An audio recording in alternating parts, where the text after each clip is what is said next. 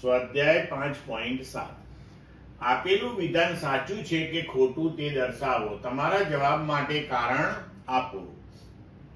એ બે પદાર્થોની સ્થિતિસ્થાપક અથડામણમાં દરેક પદાર્થના વેગમાન અને ઉર્જાનું સંરક્ષણ થાય છે. ના, આ ખોટું છે. સ્થિતિસ્થાપક સંઘાતમાં કુલ ઉર્જા અને કુલ વેગમાનનું સંરક્ષણ થાય છે. બી પદાર્થ પર લાગતા કોઈ પણ પ્રકારના આંતરિક કે બાહ્ય બળોની હાજરીમાં પણ તંત્રની કુલ આંતરિક ઉર્જાનું સંરક્ષણ થાય છે. ના, આ ખોટું છે.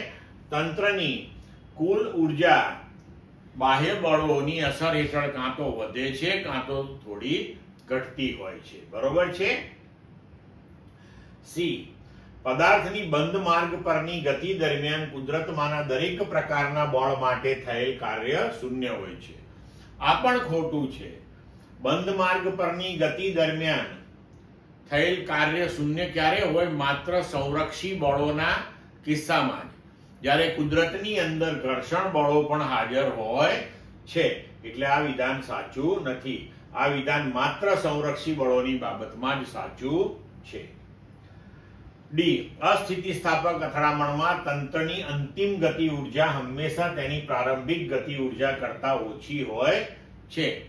હા, સાચું છે. કારણ કે અસ્થિતિસ્થાપક અથડામણની અંદર અથડામણ દરમિયાન થોડીક ગતિ ઉર્જાનું ઉષ્મા ઉર્જામાં રૂપાંતરણ થતું હોય છે.